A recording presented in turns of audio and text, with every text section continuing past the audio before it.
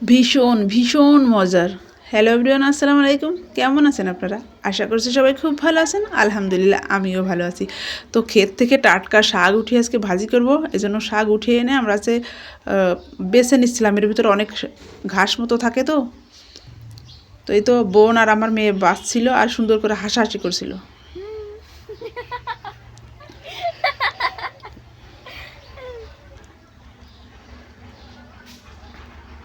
অনেক সুন্দর লাগছে না টাটকা শাকগুলো? একেবারে কচি। আর ওরা বাঁচছিল আর আমি এদিকে পানি চেপে নিচ্ছিলাম, মানে বালতি ভরে 2-3টা। কারণ শাকগুলো খুব সুন্দর করে ধুতে হয়, না হলে কিন্তু খেতে বালু বালু লাগে।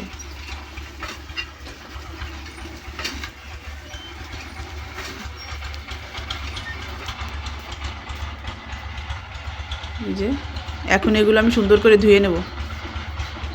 আর চালনি নিয়েছি, কারণ ধোয়ার পরে এটাতে রাখলে পানিগুলো সুন্দর ঝরে যাবে।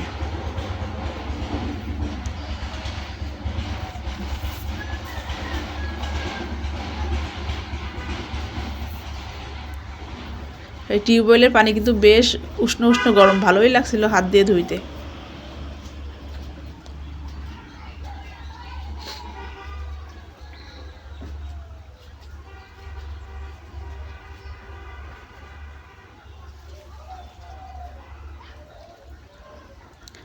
আর হ্যাঁ, সবাইকে আর একটা অনুরোধ করছি, যারা আমার এই ভিডিওটি দেখছেন, যদি আপনাদের একটু ভালো লাগে তাহলে প্লিজ আমাকে সাপোর্ট করবেন।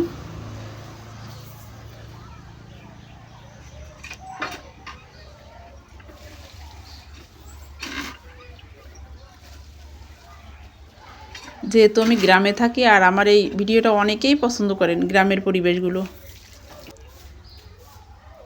তো এই যে রান্না বসিয়ে দিয়েছি শাকগুলো দিয়ে।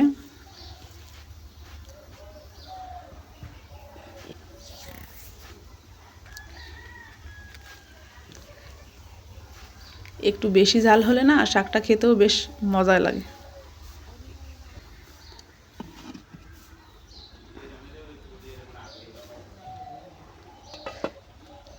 দেখেন কতটা পানি বের হয়েছে শাক থেকে।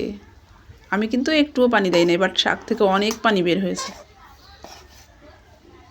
কারণ শাকগুলো যে খুব টাটকা আর কচি এজন্য।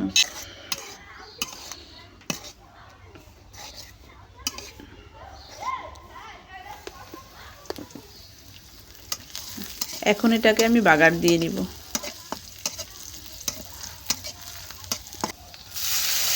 এই তো হয়ে গেল আমার শাক ভাজি করা। আর এটা খেতে গরম ভাত দিয়ে যা টেস্ট হয়, খুব মজা লাগে। আপনারা ট্রাই করে দেখবেন। আজকের মতো এই পর্যন্ত থাকছে। সবাই ভালো থাকবেন।